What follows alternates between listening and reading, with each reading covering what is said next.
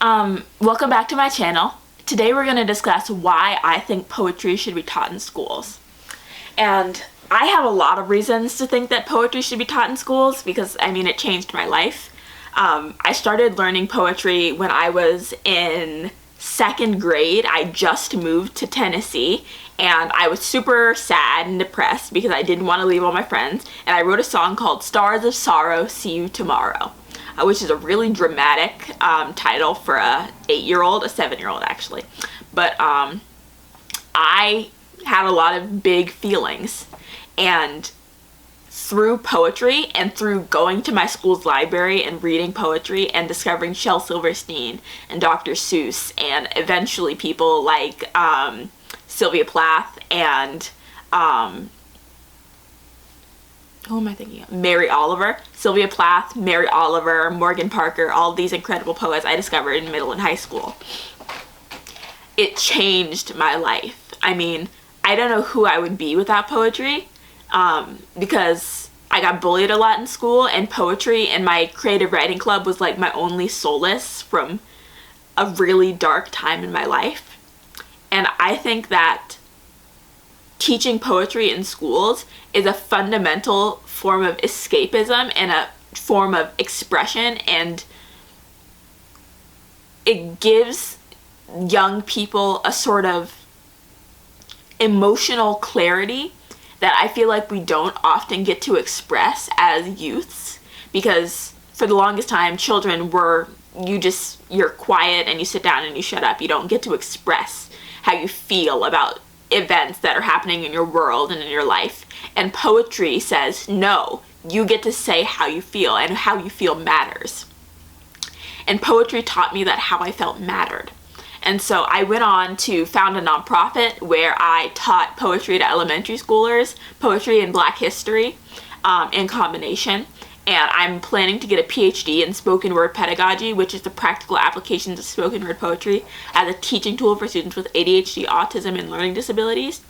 And I work with an organization called Southern Word that teaches creative writing and poetry to students in Metro Public Schools.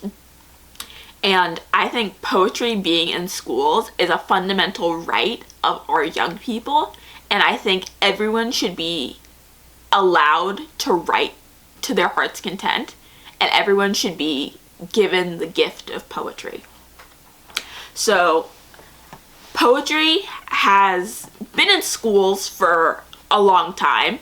I think that it's slowly getting removed from a lot of curriculums because of the narrowing of the curriculum and decreases in funding and damages to like the way that schools work and function, and there's a lot of problems facing how our society perceives poetry. But it used to be very popular because back in the days when you learned Shakespeare, you would read his sonnets and you would read his plays. So his sonnets are some of the best poems in the English repertoire, and specifically the British English is what I'm talking about. They're some of Britain's best works of poetry. And I think we should learn more modern contemporary poetry, especially in America. I think there are so many incredible poets who are working in this day and age that talk about the issues that are relevant to our youth and our populations. And I think we need to be talking about these people in schools. Because poetry is a fundamental way to enhance critical thinking skills, to improve language and literacy skills, and to encourage creative thinking and problem solving. It changes the way you think about the world. It changes the way you perceive the world. And I think that learning about poets all around America and all around the world, and learning about poetry is a beautiful way to encourage students to embrace creativity and to pursue mental clarity. Because I think our students, we live in a society that does not encourage mental clarity, that does not encourage peace of mind or peace of thought, because it's easier to occupy you with objects and social media and all of these things when you don't have peace of mind or clarity of thought. And so when you have a generation full of students who can't be alone with their own thoughts, you have a generation of students who will struggle to think for themselves. And I think poetry is a tool that will give them the capacity to think for themselves and to think in their own right as artists and as humans. And I think that's one of the reasons why poetry is so vital in our public schools, in all schools really. Poetry also provides an outlet for self-expression and emotional release, and it helps students develop empathy and emotional intelligence. And I think, especially today with the rise of social media, there's so much more bullying that happens in our schools. People used to get in fights. Now they bully each other on social media. And getting in fights is bad. Don't get me wrong. It's really bad to get in fights. But there's a kind of damage that getting bullied online or through social media, or that sort of psychological bullying, especially that girls do, that gets under your skin and it really damages your self-esteem and the way you view the world. And I think the way poetry builds empathy is a great way to counteract the sort of malicious intent that social media and social isolation through bullying does to students. It also fosters a sense of community and a shared sense of experience. And I feel like everyone, or if you haven't, that I really hope you get to one day, but all the people who live in my community and experience poetry the way I do, have heard a poem, and they've been sitting next to someone when they heard a poem, and through that shared experience of listening to poetry, you felt unified. And I feel like the unification you can achieve through poetry is a really major gift, and I think we are denying our children a unity that we could be giving them.